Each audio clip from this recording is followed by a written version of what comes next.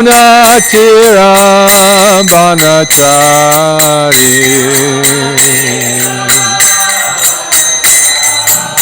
Jaya Radha Madhava Kunja Bihari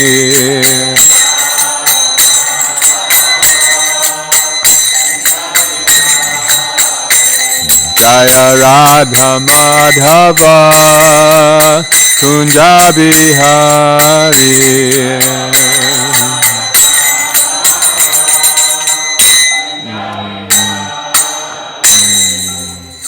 Gaur Premanandi Hari Hari Bol Grantaraj Srimad Bhagavatam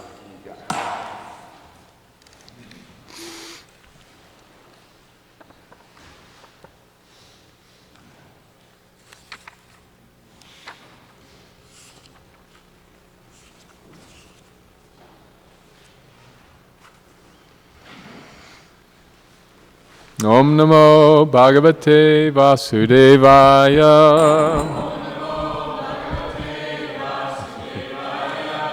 Om Namo Bhagavate Vasudevaya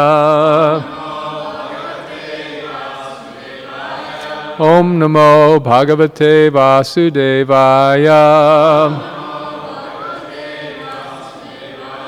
Narayanam Namaskritya Naram Chaiva Narottamam Devim Saraswatim Vyasam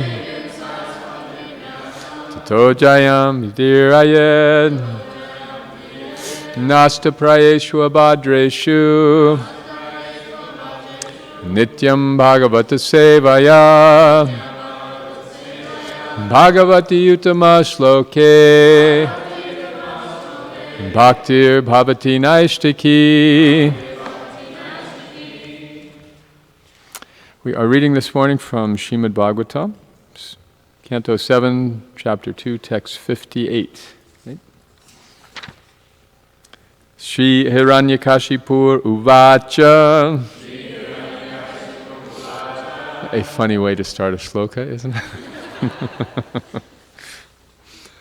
Bala evam pravadati sarve vishmita chetasa jatayo menire sarvam anityam ayatotisam titam bala evam pravadati Sarve Vishmita Chetasaha Jataya Minire Sarvam Anityam Ayatotimam Tatam Ayatotitam. Please chant. Bala Evam Pravadati Sarve Bhitititasa Janat Sarvam Anityam Atitotitam Vayalam Evam Pravatati Sarvam Etam Ditetasaha Sarvam Adityam Atito Tatam Bala Evam Karodati Kalvi Evsaita Chetasam Natito Sarvam Yayatyam Atito Titam. Any Vaishnavis? Bala evam pravadati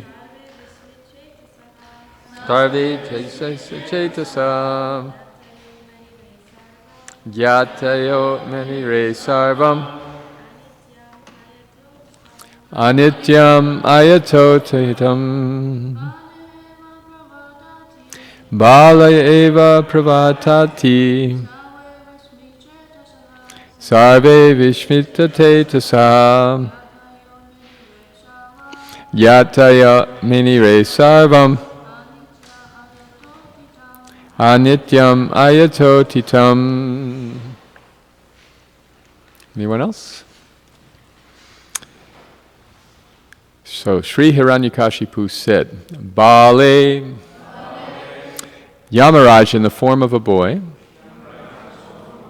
Evam, thus, Pravatati, was speaking very philosophically.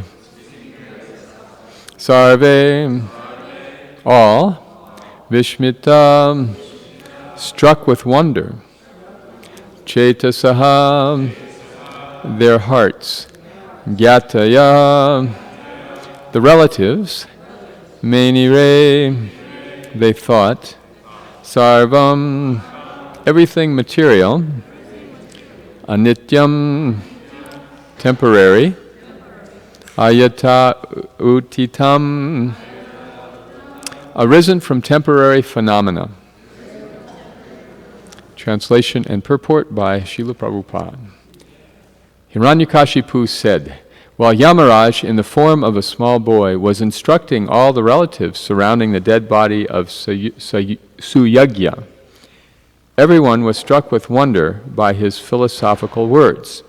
They could understand that everything material is temporary, not continuing to exist. Please repeat.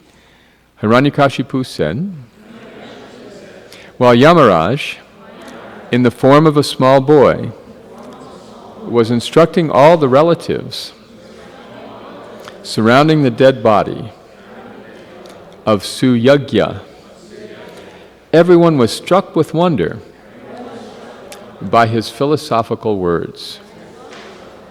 They could understand that everything material is temporary, not continuing to exist. Purport. This is confirmed in Bhagavad Gita 2:18. Antavanta ime deha nitya syokta saririna. The body is perishable, but the soul within the body is imperishable. Therefore, the duty of those advanced in knowledge in human society is to study the constitutional position of the imperishable soul, and not waste the valuable time of human life in merely maintaining the body and not considering life's real responsibility. Every human being should try to understand how the spirit soul can be happy and where he can attain an eternal, blissful life of knowledge. Human beings are meant to study these subject matters, not to be absorbed in caring for the temporary body, which is sure to change. No one knows whether he will receive a human body again. There is no guarantee, for according to one's work, one may get any body, from that of a demigod to that of a dog. In this regard, Srila Madhvacharya comments, only Janardana, the Supreme Personality of Godhead, is ever existing, but his creation, the material world, is temporary. Therefore, everyone who is captivated by the material energy and absorbed in thinking, I am this body, and everything belonging to this body is mine, is an illusion.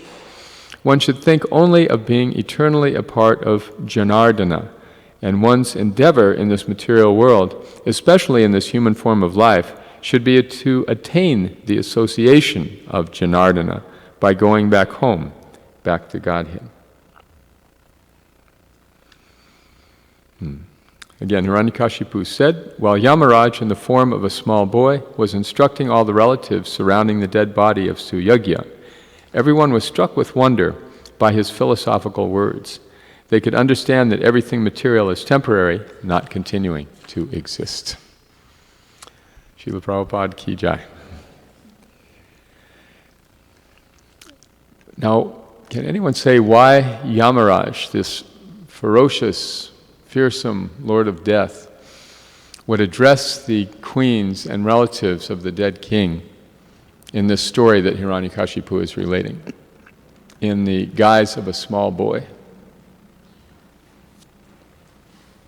Anyone? Yes. He Yes, you want to appease them. Yes? Why the small boy? People like listening to little boys. Yes, and little girls also. Yes, children are charming and innocent. Therefore, when they say something, everyone tunes in, and whatever they say is of great interest. I have a 3-year-old granddaughter, and I'm watching her learn how to speak, and it's just a natural phenomenon. Every time she says something, everyone in the family says, "Oh, did you hear? She said this, she said that." So when a little boy comes and speaks philosophy, you can imagine how struck everyone is, how easy it is to listen. Just like the 4 Kumaras were able to enter, or were coming to enter Vaikuntha, as Maharaj was describing the other evening, and they were blocked by Jai and Vijay. So they were not at all used to this, because little children are generally allowed to walk anywhere. During the class yesterday morning, there was one little boy who came in, big smile on his face. He's wandering here and there all throughout, and nobody even paid attention, because that's the quality of little children. They can go anywhere, they can say anything, they are trusted, they're innocent. And therefore Yamaraj assumed this form and told the story. He told the story about the bird family that was captured by the hunter, except for the father bird.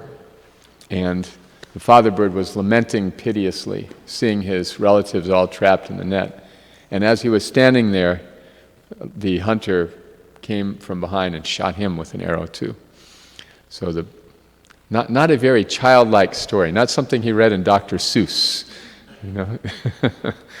but very instructive, because the relatives, hearing this, understood that lamenting about any material condition would not benefit them, but would just make them subjected to death. So I was reflecting on reading this, that it was 41 years ago, and I was the age of many of you. I was about just 20 years old. I was 20 years old, and I came to Chicago, and there Srila Prabhupada was installing 6 sets of Gaur Nitai deities and initiating 75 devotees. It was at the Evanston Temple. And there was this sense of invincibility.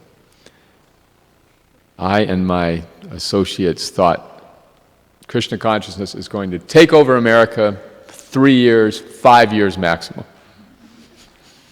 That was how we really felt.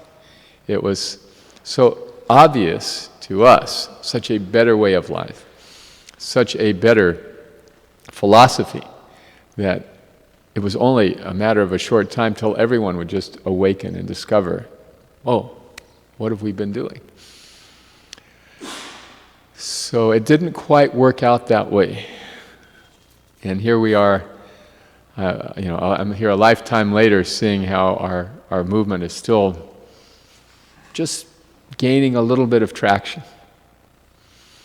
And at the same time, it hasn't gone away. So, therefore, 2 things from this reflection I can understand.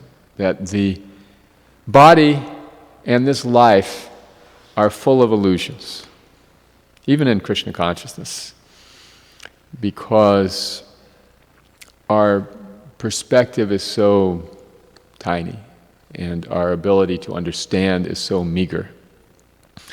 And therefore things that seem very important to us in course of time become exposed as quite unimportant. But because, again, we lack perspective, we're looking at things from the perspective of our age, of our gender, of our social situation, and we're saying these are the important things in life. It's natural, we can't help it. It is just part of our conditioning. But in spite of that lack of depth of realization and perspective, Krishna consciousness is lasting. So if we can understand these two phenomena side by side, the Ishopanishad says, both the phenomenal and the permanent, that which is going to last and that which is going to perish. It's not that we need to be oblivious to either. We have to be aware of both in order to achieve success in spiritual life. So it's important to deal with the temporary. To be spiritual does not mean to be negligent of those things in our lives.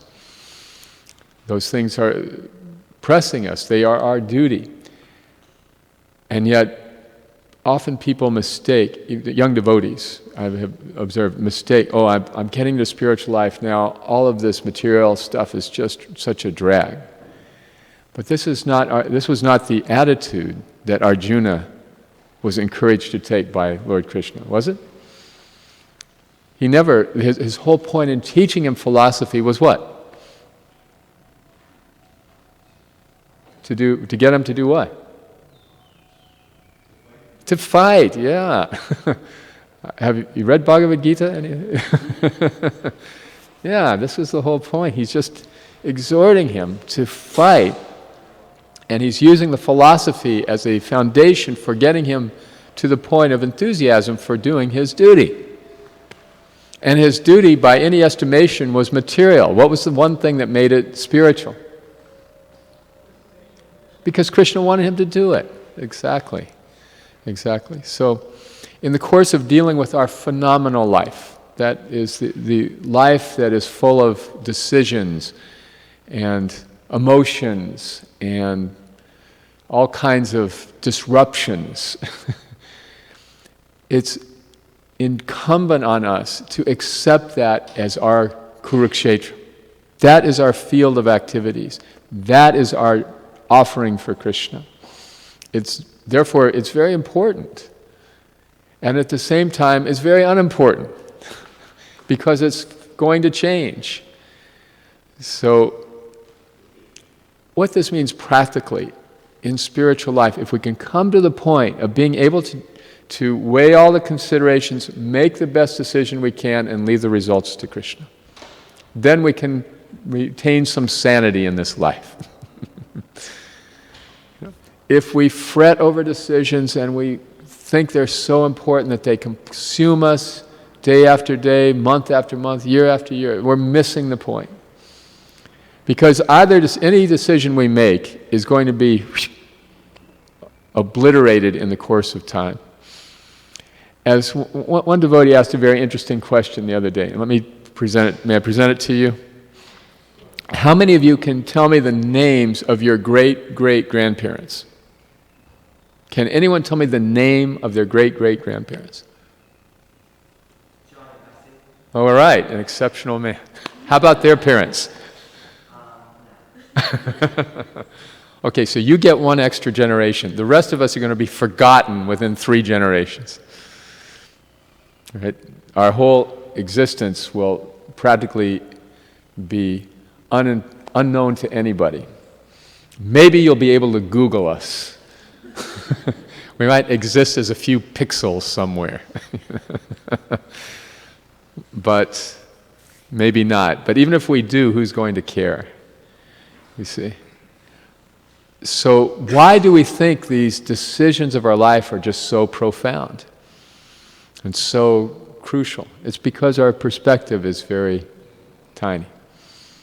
So it's again, they are important. They are our duty. Therefore, it's our offering to Krishna. Therefore, we do the very best we can. But in the long run, what does our offering mean to Krishna?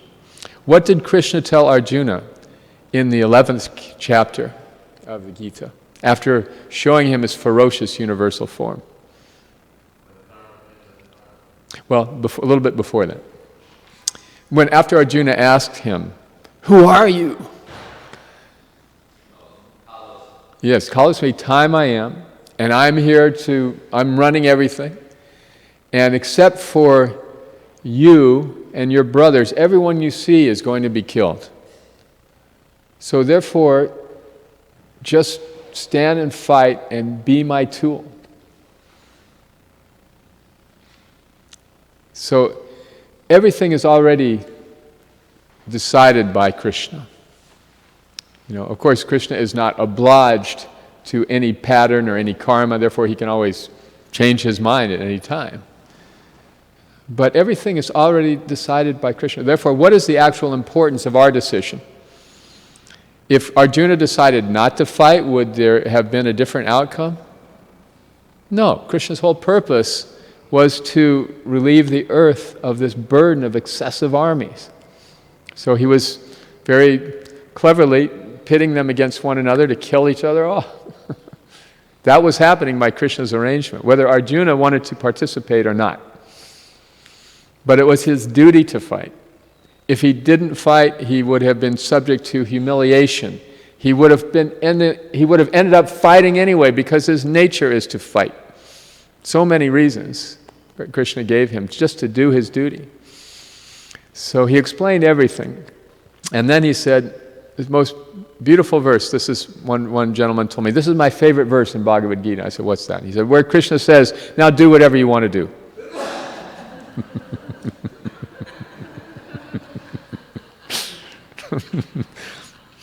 But it's one of my favorites for a different reason. Yate chasi tata kuru. Because it's not this frightening, imposing, pushy God who I was brought up to be afraid of. He explained everything, gave so many good reasons, now do what you want to do. I'm not attached. And I'm equal to you whether you do this or do that. You are still very dear to me. So this is God the Father. The actual loving Father does not possess the children. Loving mother and father. They don't just hang on to the kids, I mean, I don't know, maybe there's a stereotype of the Jewish family with a 40-year-old kid in the basement. I don't know.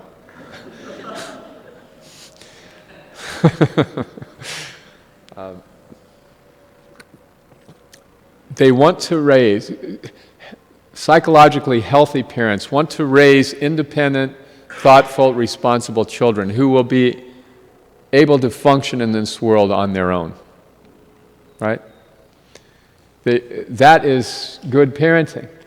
And there's this point in parenting where the child changes from a dependent to an independent entity, from a subject of discipline and control to a friend.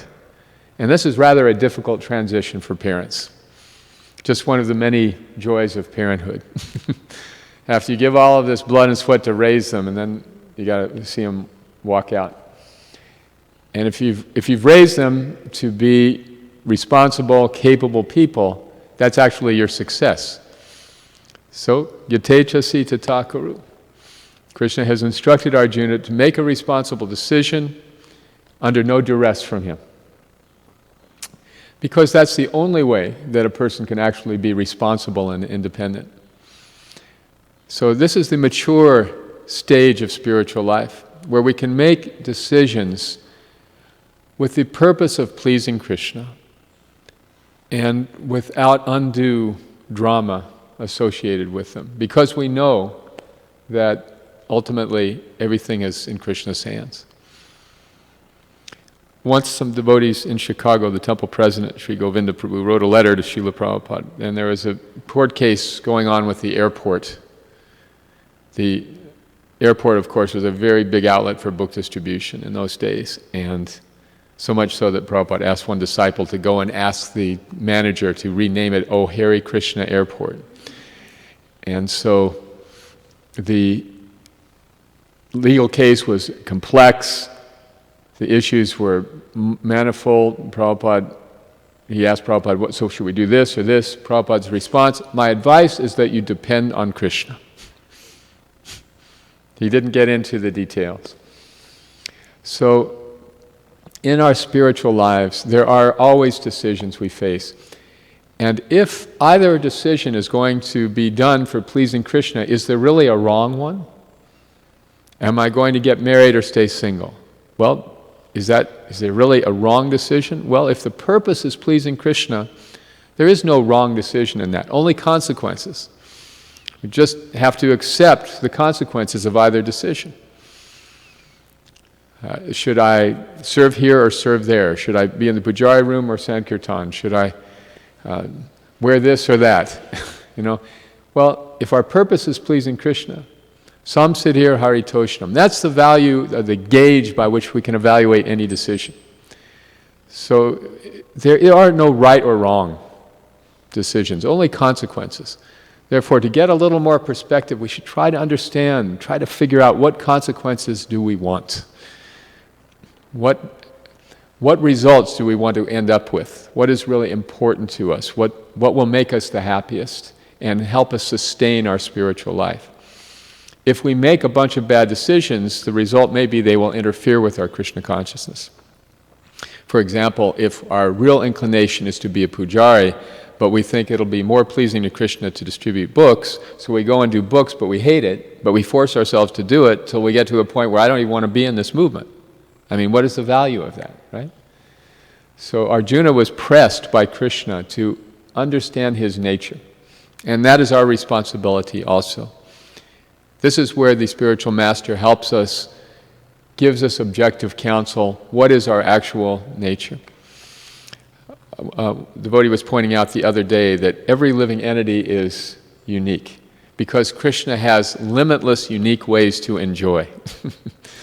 So each and every one of us has a certain unique way of pleasing Krishna. And our responsibility is to try to understand what that particular nature is. If we repress our real nature and we act on the mental platform rather than the heart, then ultimately that will create confusion in our lives.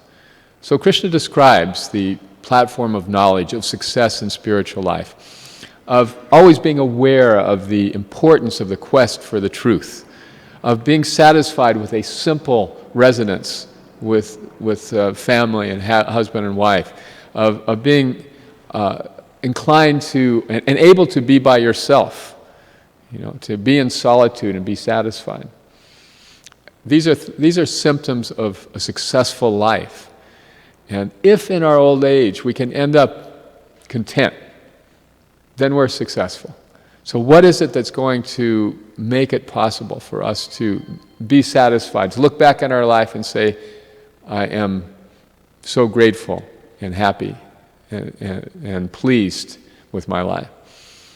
If, without it going into details, wouldn't you agree that's what we all want? That at the time we leave this body, whenever that is, we will look back at our life and say, okay, this was a successful life, a happy life. I am grateful. I was not missing anything. Because if we're missing something, what's going to happen? Yeah, we have to come back to experience it. So each one of us has to understand individually what that particular relationship with Krishna is. One father was telling his son, "Son, you're unique, just like everybody else." So, yes, it is a conundrum. But it's really, this point is just meant to help us appreciate how amazing Krishna is. I read recently that there are 100 trillion cells in every human body.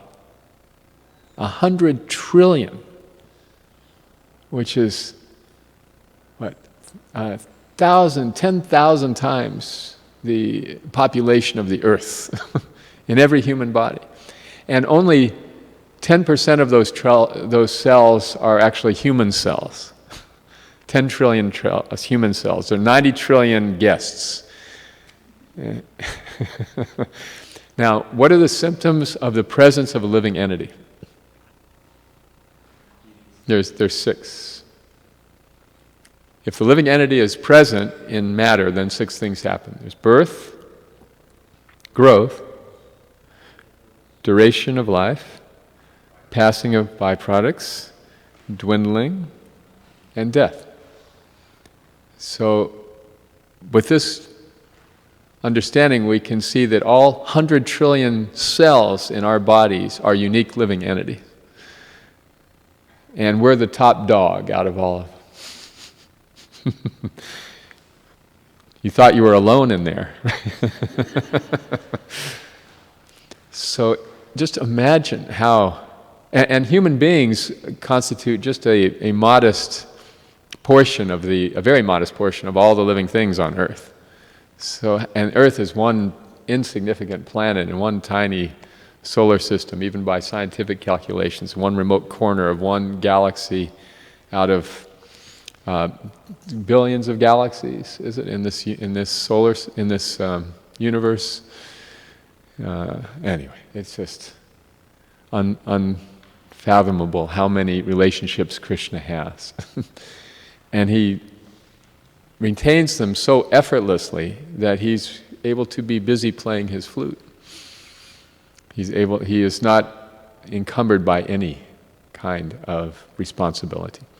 And yet he maintains everybody and knows everybody better than they know themselves. So our tiny task in this insignificant life of ours is to try to please Krishna to the best of our ability, to try to understand what unique way we have to please Krishna, and to not fret and lament, just to make decisions and live with them and move on, to try to serve Krishna. You know, so many times I see devotees getting hung up on the mental platform, not being able to distinguish between the temporary and the permanent. What are the permanent things in our lives? I'll tell you from 40 years out. The important things in life are chanting good rounds and chanting them in the morning. You know, not dragging them out all day, but getting up early, chanting them in the morning. That's the most important thing. And therefore the second most important thing is to go to bed early. If you just get in the habit of going to bed early, like 90% of your problems are solved. Isn't it, Vicha? Because then when you get up in the morning, you, as Bhaktisiddhanta said, you attack the mind. You beat it, what's the morning? Is it the broom or the shoe? It's the shoe in the morning, right? You beat it with a shoe 100 times in the morning, and then at night you sweep it out 100 times with a broom. Something like that. So starting your day by letting the mind know who's in charge, who's boss, that puts you in a position to have a good day. And the failure to do that puts you in a position to have a hellish day. Because the mind will, as Krishna says, it is your best friend or your worst enemy. So that you pretty much determine by how early you go to bed. This is the life of the yogis. Yanisham sarva bhutanam, yasyam jagrati bhutani, yasyam jagrati sarvani, sanisha pashyito mune. That the time of awakening is night for the introspective sage, and night for the common people is the time of awakening for the devotees. So we can help ourselves by looking at these important things. The other important thing is to maintain good relationships with the devotees. That's something that will give you a great deal of peace and happiness in life. To not let disputes or differences of opinion become elevated to the point where we are holding grudges. It's fine to choose our association. We can offer respects to one devotee from a distance, and we can reveal our mind to another devotee in great confidence. That's our choice, whom we choose to relate to in those ways. But we should never harbor ill feelings against devotees. Otherwise, it will be very difficult to progress in our chanting. And the devotees are so rare. You know, we're talking about how rare a human being is, a human life. That one soul out of 10 trillion souls, 100 trillion souls, has achieved this rare opportunity to have the intelligence to understand Srimad Bhagavatam. Right? So, what to speak of how precious and rare devotees are. Therefore, treating devotees with respect. I believe it's Baladev Vidyabhushan, or I forgot, one of our acharyas wrote that if you don't smile when you see a devotee coming, it's an offense. If you don't appreciate the devotees, what's the best cure? Any suggestions? Pardon me? Serving them? Yeah, that's good. There's another one I have in mind. Glorifying them is also good. Anything else? Praying for them is also wonderful. Yes, and what if you're mad at somebody? You pray, and the devotee told me a good prayer the other day. May they learn in joy. May they learn in joy. But I have something else in mind. What's really the industrial strength way to increase your appreciation for devotees?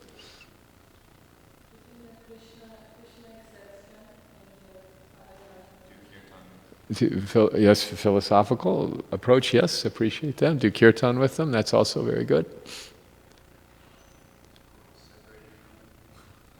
Yes, you're getting warmer. Pardon me? Yeah, find the good in them, but back to getting separated from them. Yes, thank you, Maharaj. Yes, exactly. That's industrial strength. Go out on Sankirtan. Go associate with the non-devotees for a while. Then you're guaranteed to appreciate the devotees.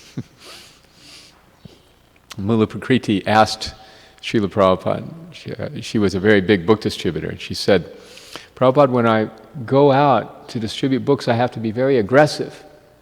But when I'm at the temple, I'm supposed to be very chaste and quiet.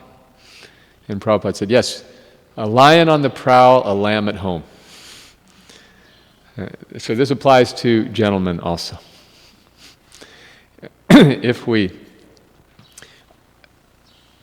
in our own way, reach out to the non-devotees and we associate with them in a way that gives them our association, not takes theirs, then we can appreciate how wonderful the devotees are, making an effort to please Krishna. So chanting is first priority, rising early in the morning, going to bed early at night, associating nicely with devotees, being careful about what we eat, but not too careful. You know what I mean? Just reasonable, but always taking prasadam, making sure that everything's offered. You know, it was Jayananda Prabhu's disappearance day on Friday. It was on Friday. And the devotee told this wonderful story about when they were working on the Rath Yatra carts in New York City. And somebody brought a watermelon. It was, July in New York. It's hot. Somebody brought a big watermelon for all the devotees on the work crew. And Jayananda took the watermelon and he threw it 30 feet in the air. Shri Vishnu, Shri Vishnu, Shri Vishnu. And then let it splat on the concrete. Then he picked up the biggest pieces and started passing them out.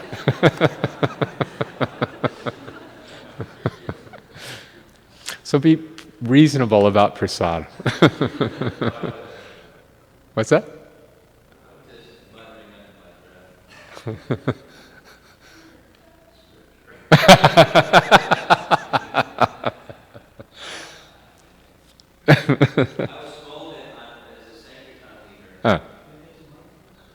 Please, can we get the mic? Maharaj is saying, Maharaj is going to... I was scolded by Radharani. And then, actually, she went to the temple president, and the temple president scolded me because we didn't have enough prasadam for the Sankirtan devotees when they had come back from Sankirtan. No, they were going out. So I went down and got some fruits and nuts and some stuff, and I didn't throw it up 30 feet in the air, but I was told, although you're in the service of Lord Chaitanya's Sankirtan, you need a proper place and a proper mood and a proper way of... That was a nice lesson. I accepted. It was, wasn't the right way to make an offering. 30 feet in the air. That's really something. The point is, yes, be reasonable. Yes. We had an experience recently where a devotee was visiting us in Gainesville. And he was at a point in his life where he had become very obsessed with what he was eating. Have you ever met anyone like this? Very particular about everything he was eating. And we had a new bhakta who was blissfully engaged in the temple, and he was appreciating prasadam and eating lots of it and glorifying it. And then after about 3 days with this particular person in the ashram, he came to me and said, "I can't stay here, this prasadam is killing me." So I remember this verse from the Bible where Jesus admonished his followers. He said, "Do not give so much thought about what you will eat and what you will wear. Your heavenly Father knows you need these things."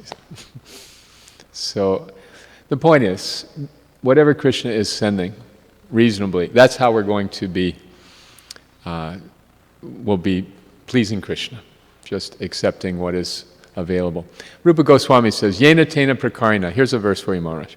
"Yena tena prakarina mana Krishna nashevaya." Somehow or other, think of Krishna, the rules and regulations can come later. Right? So, according to the time and circumstance. Like Prabhupada was once approached by devotees in Los Angeles who were very much into raw food and steamed vegetables, and Prabhupada's response was, "Just eat prasadam, all the vitamins are there." So yes, in general, this is another little trick for retaining your sanity in Krishna consciousness. Just, unless you're deathly ill, just take what prasadam comes fairly easily of its own accord. And don't worry about it too much. It's probably not going to kill you. So yes, be sensible. Not too many sweets, not too many fried foods, whole grains whenever possible, fresh foods whenever possible.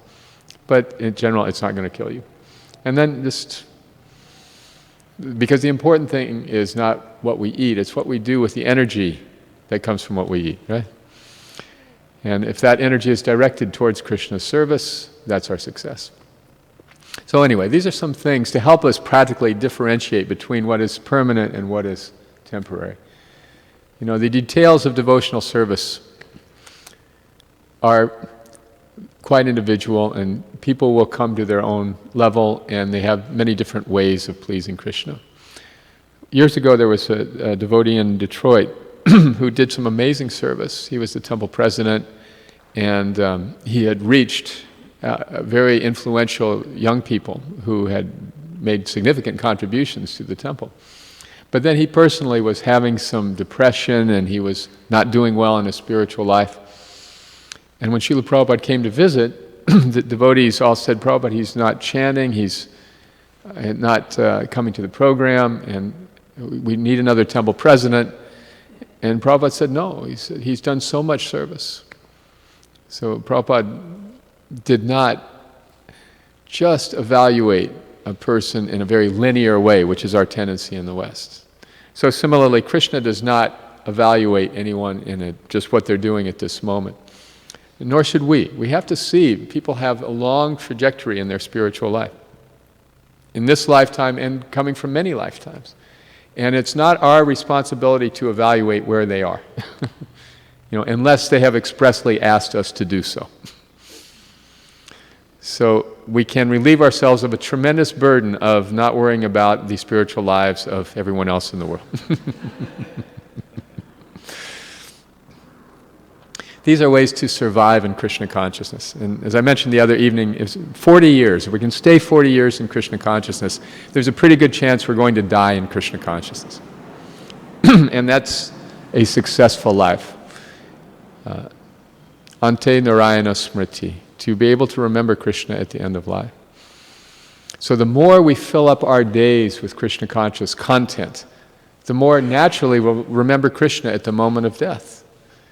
That saying is actually true, that your life flashes before you at the time of death, that cliche.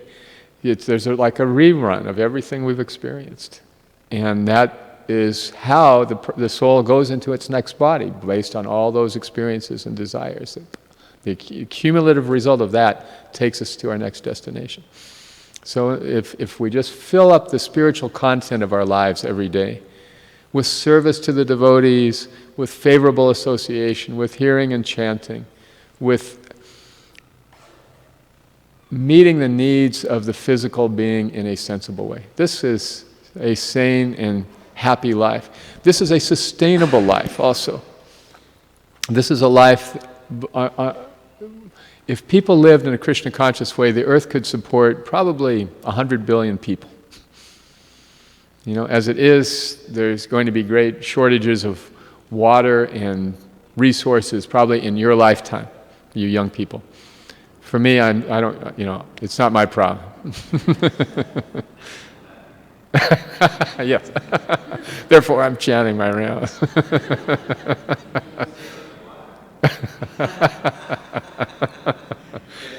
Can't take it with you, sorry.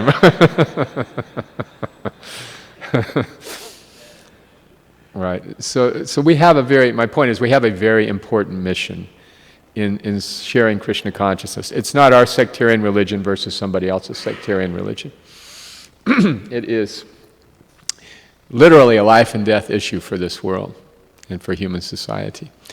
So the bad news is that things are getting more and more insane all the time. The good news is that's going to differentiate the devotees more and more clearly from everyone else. And that's a good thing because we will be appreciated by those who are intelligent. Yajanti hi sumedasa. And people will, just because devotees are living a relatively peaceful and low carbon footprint life and are happy about it and enjoying it, that's going to attract, can you imagine how that will attract people? So 50% of Americans claim to be environmentalists, but only, what was it, like 2% and 1% are vegetarians, maybe 2 or 3%. See? When, actually, Jitendra Prabhu showed me this amazing film last night, the Cowspiracy. I was quite impressed with it. How all these environmental groups suppress the meat industry as being the #1 polluter. And the film also even shows how these organizations are supported by the meat industry. It was quite an eye-opener. So anyway, that's just a byproduct of living a Krishna conscious life, that you're good to the earth because your senses are controlled. So anyway, these are the things that can help you survive and stay in Krishna consciousness. And I hope you will do that because it's a really nice life. Isn't it, Maharaj? I mean, yeah. I'd like to comment. I would welcome your comments. Thank you very much. The Prabhupada story that you related about Prabhupada looking beyond the weaknesses of a particular person and seeing the bigger picture of their life, a leader. I know of another circumstance where Prabhupada did like that. He spoke 3 different ways with 3 different sets of people. Mm-hmm. So someone hearing what you just narrated may not know how Prabhupada spoke with that particular leader. Yes. Yes. I don't know that either. Right. But just hearing the story, one may only get one part of the picture and say, oh. Thank you.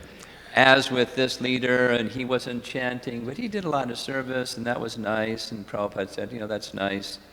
So I guess I don't really have to, follow and chant. I just do lots of service. Yes, and Prabhupada did replace that person after some time. But the point is very compassionate. Yeah, we as followers, especially those that haven't had that, the bigger picture, it's easy to take this reference and gather a few more and substantiate something. Yes.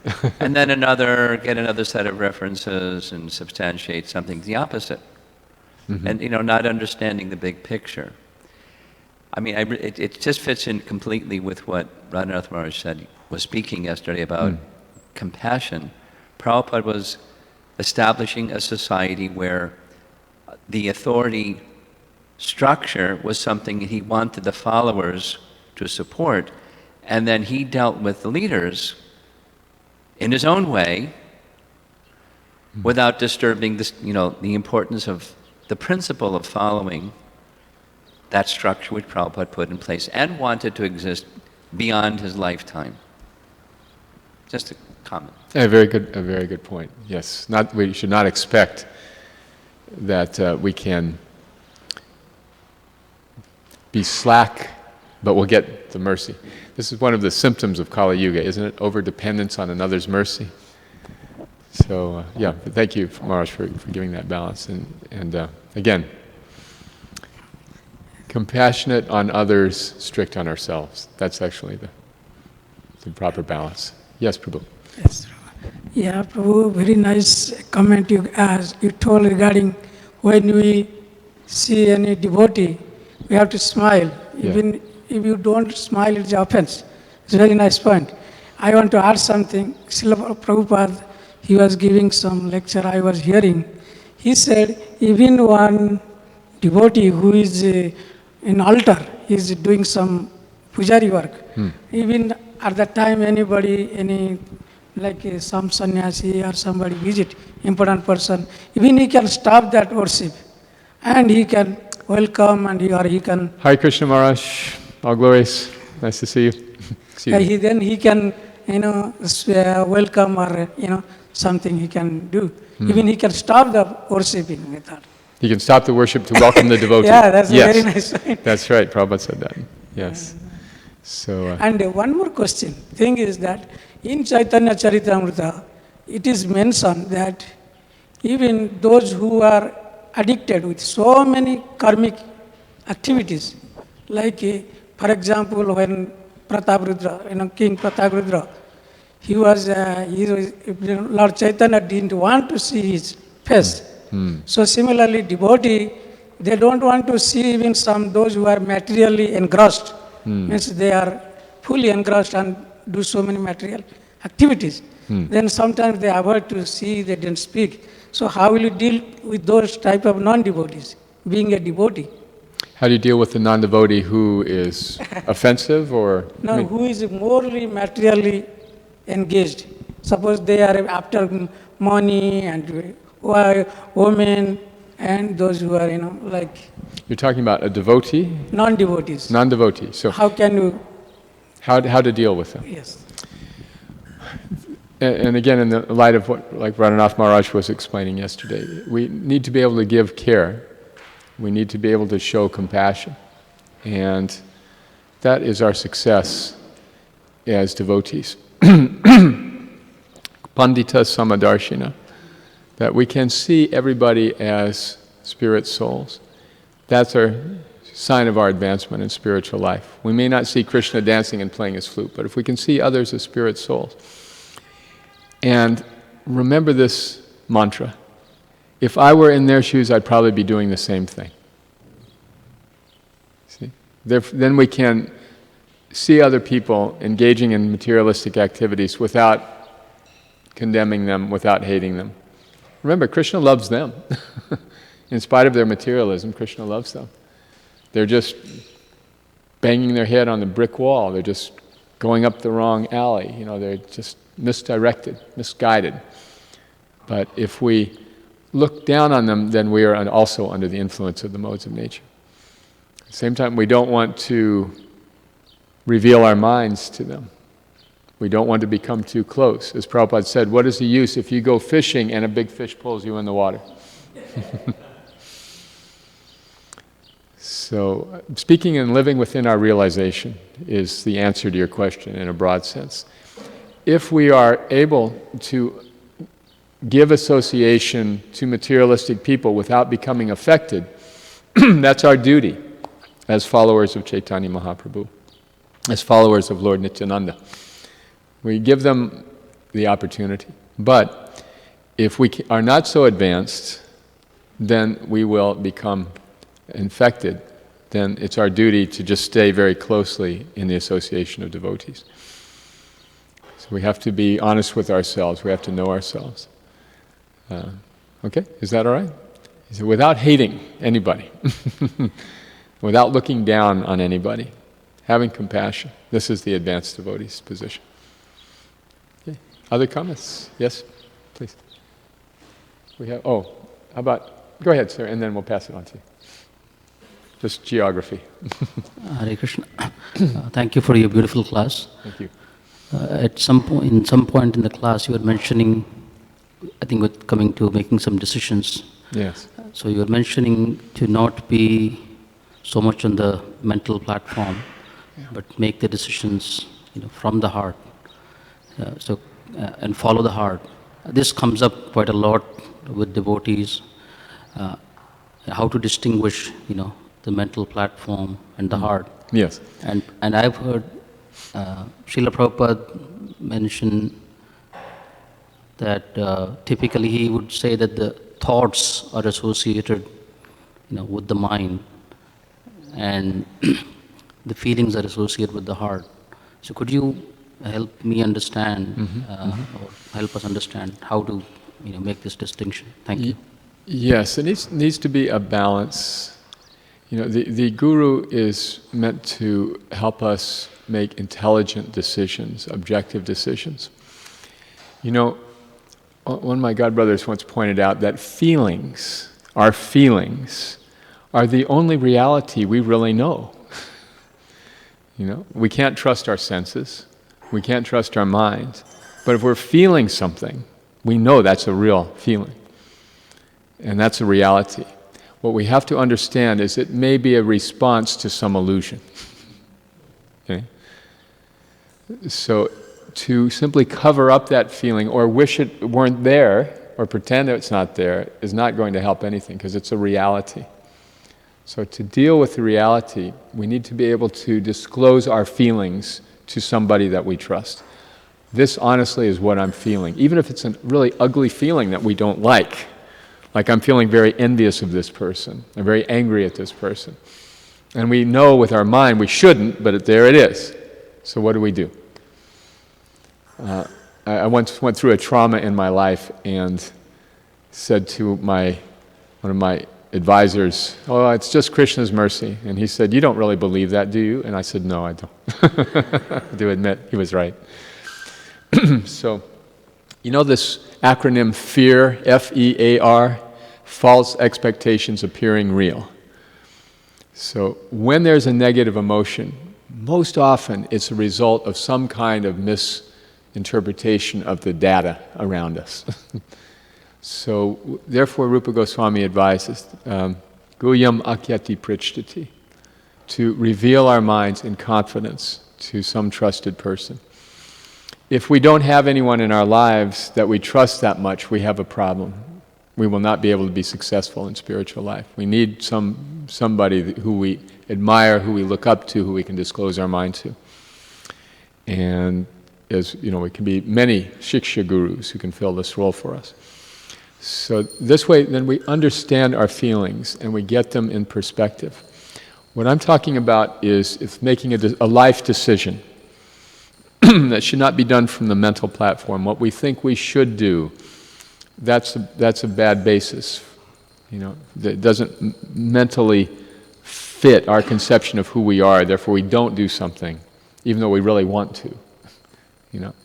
So that is the introspective nature of the devotee, to examine those feelings, to understand them. This is one of the great side benefits of chanting, and especially chanting early in the day. If you chant early in the day, it lets your feelings out. At least this is my experience. And the feelings that come up when you're chanting, you just simply offer them to Krishna. Good, bad, or indifferent. Krishna, you know that I'm feeling this. I'm not going to hide it from you. I couldn't even if I tried. So here it is. It reminds me of if you're cooking and you burn the chapatis. Well, what are you going to do? Offer nothing to Krishna? Krishna, here, all I've got today is burnt chapatis. Please take them. That's all I've got for you. Just take it. So our feelings may not be in line with what we ideally would like to be feeling. Anyway, Krishna is what I've got, you take it. And I found Krishna accepts that. And then just being able to allow ourselves to be who we are without any mental imposition. Bhaktisiddhanta called it the tyranny of thought. So one devotee asked Srila Prabhupada on 26 Second Avenue, what kind of person does Krishna want me to be? And Prabhupada answered in such an interesting way. Anyone know how he answered? He said, you are very sincere. And that's all he said. So what does that mean? It's very deep, actually. The implication is as if you could be some other person than who you are. You're very sincere that you would like to be somebody other than who you are, but it just isn't possible. So our feelings need to be expressed to Krishna, to our guru, to our confidants. In this way, we can be that person who we really are. So we don't need to be somebody other than who we are, some idealized idea of being a devotee. That really messes up so many devotees, thinking they have to behave in a certain way. And you can't sustain it. You cannot sustain anything except being who you are. So just rejoice in who you are for Krishna and be that person. And know that you are unique. And you have some kind of unique pleasure to bring to Krishna. Is that all right? Okay. Yes. Thank you for your lecture. Actually, this is a very similar question. In your lecture, you mentioned that our body is full of illusion, and we think what is important based on our small perspectives. So how to always remain sober in our life? Because I think it's very difficult, because we're always very confused in all kind of situation. Yes, how to remain sober. There was one devotee who, whenever anyone would ask a question beginning with how, he would just cut him off and say, chant Hare Krishna. So I don't want to do that. It's a very good question. How to remain sober. Oh, I'm sorry. The question was, our life, our body is so full of illusion. So how do we remain sober when these illusions affect us and disturb us? So this is not something that happens quickly. It's an ongoing battle that extends over decades. Okay? So if you're going to be in Krishna consciousness, get prepared to be in a battle for the next many years. Okay? Prabhupada was once speaking with someone about Arjuna in the Bhagavad Gita, and something about peace. The other person said, so Arjuna could get peace, and Prabhupada practically spat the words of peace. Arjuna was fighting.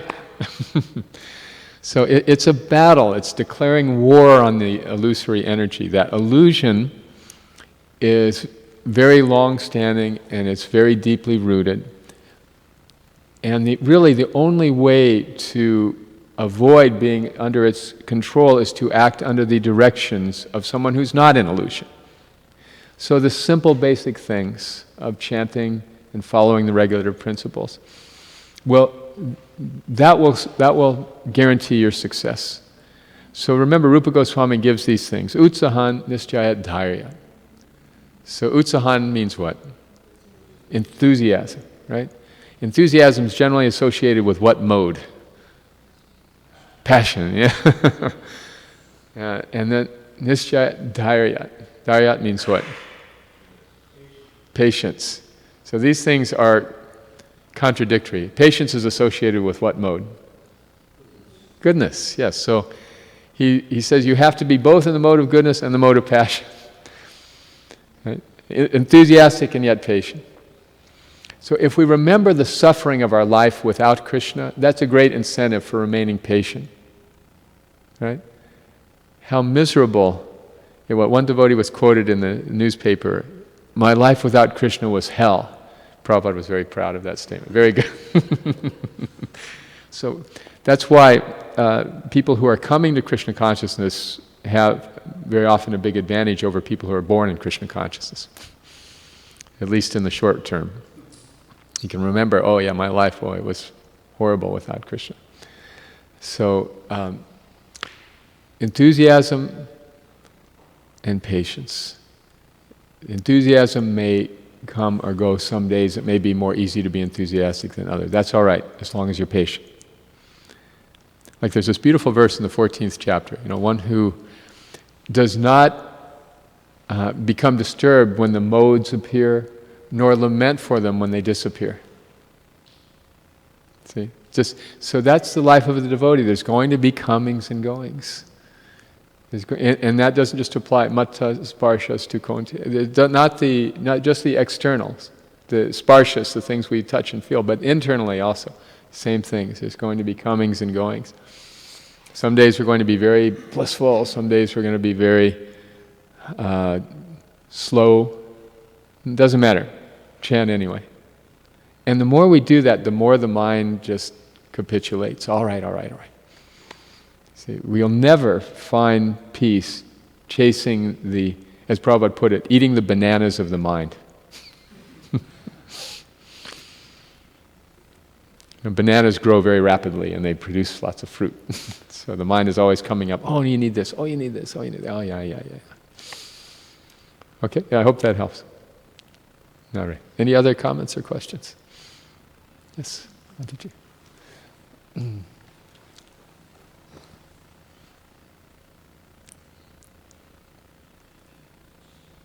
Hare Krishna, Prabhu. Thank you for the wonderful class.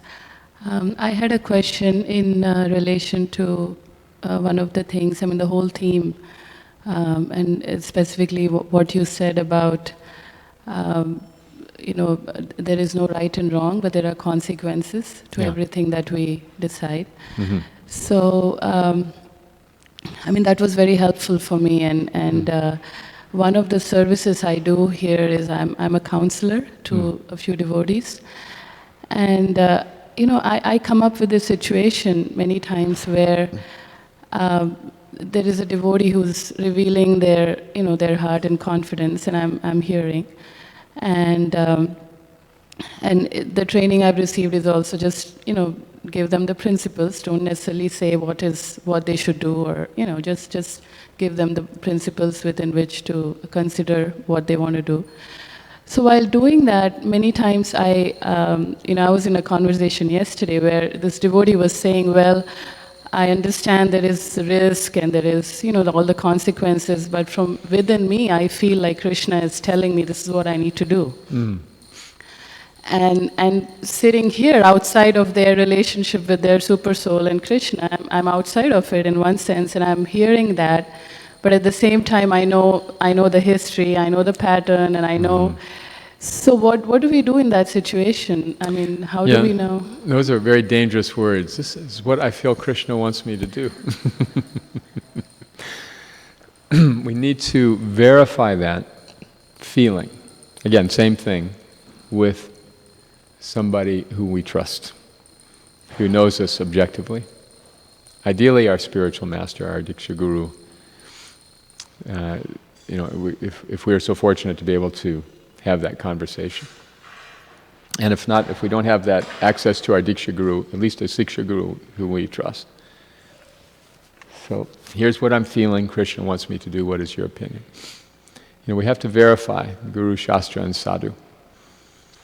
And you see so as a counselor, you can't say, oh, you shouldn't do that.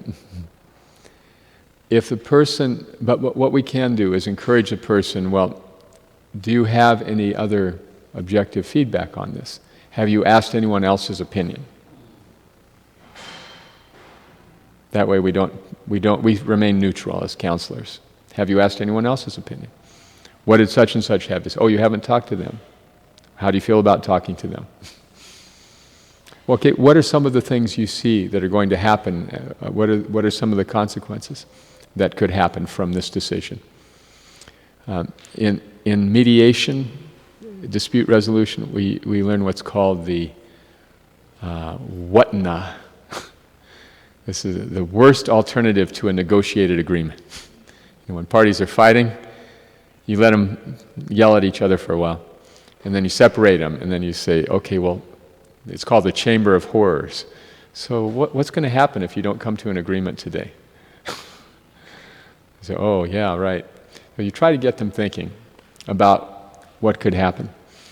Prabhupada told a story about the man on the tree, and forgive me if am I going over time here? Okay, sorry. The man's on the tree, he is on the side of the branch, and he's sawing between himself and the trunk.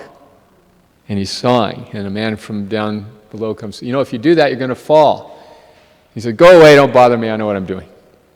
So then he saws, and he falls, and he gets up and he says to the other man, oh, you must be a great astrologer, you could see the future.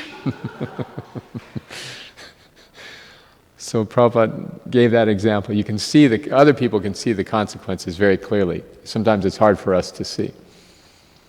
Therefore, in evaluating the consequences, we should take guidance from people.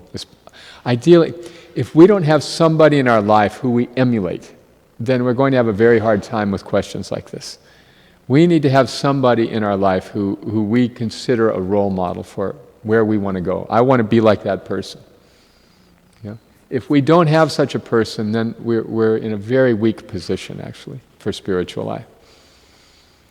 So these are good questions to raise with a counselor. Do you have somebody who, if you could be anybody in 5 years, who would that person be? So why not ask that person's opinion? Okay. Is that all right? Okay. Thank you, that was helpful. Okay. All right. One last question. Going once? Yes, ma'am. Hare Krishna. On the point of being who you are and trying to sustain who you really are and not trying to be an ideal devotee, how can we balance between being real and being lazy and complacent? How can we balance between being real and being lazy? Yeah. That's a really good question. Because you could say, Prabhu, just not my propensity. Sorry, not my propensity. Prabhu, could you sweep the floor? No, sorry, not my propensity.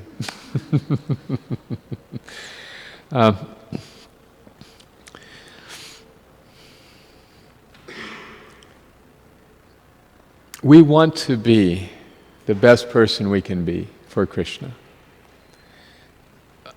So we need to endeavor. If we don't endeavor, there's no question of becoming the best person we can be for Krishna.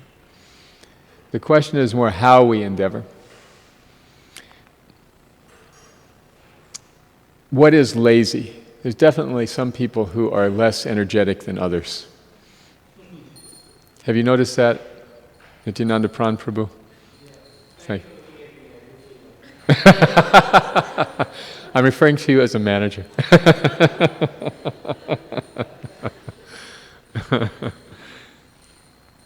There are people in my managerial role that need a crowbar to get to Mangal Arti, and there's other people who keep taking service away from me. So the point is, everything is really predicated on the relationship you have with your mentors. So how can you determine if you're being lazy? Krishna has there's a wonderful verse in Bhagavad Gita in the 7th chapter, is it? Yuktahara viharasya yukta chetasya karmasu yukta swapna babodhasya yoga bhavati dukkha. Is that 6 or 7? 6th chapter. That one who is temperate in 4 things. Do you know these 4 things? So eating, sleeping, work, and recreation. This person can overcome all miseries by practicing the yoga system. So what is temperate, what is moderate for you may not be the same for somebody else. Your capacity may be Hanuman. Someone else's capacity may be spider. Krishna, Lord Rama appreciated both of them equally. If we have the ability to do a lot, and this is manifest, but people have talents, they have gifts for any variety of things, music, art, speaking, managing, cleaning, cooking, whatever talents we have. If we fail to use them for Krishna, then we're not going to be fulfilled. the Bible gives the example of a fire in a pot with a lid on it. So you can't, what good does the fire do if no one can see it? So, on the other hand, if we endeavor very strenuously for something that is really not within our capacity, even though we want it to be, this is a cause of fall down in devotional service, Rupa Goswami says, prayasya, over-endeavoring for something which is very difficult to achieve. A real practical answer to your question from my own experience, if things are happening in the flow, you know that that's what Krishna wants you to do. If you feel like you got to fight every step of the way, and it's a headache, and you really have to push yourself, that's a sign that is something coming from the mode of passion. Does that help? So always ask, what does Krishna want in this situation? And try to do that. And don't be lazy. You can't really be lazy for Krishna. You can be lazy intelligent. But you can't be lazy. So if you're lazy intelligent means you're figuring out how it's going to get done, but you're getting somebody else to do it. Okay, that's all right. All right, Srila Prabhupada ki jai.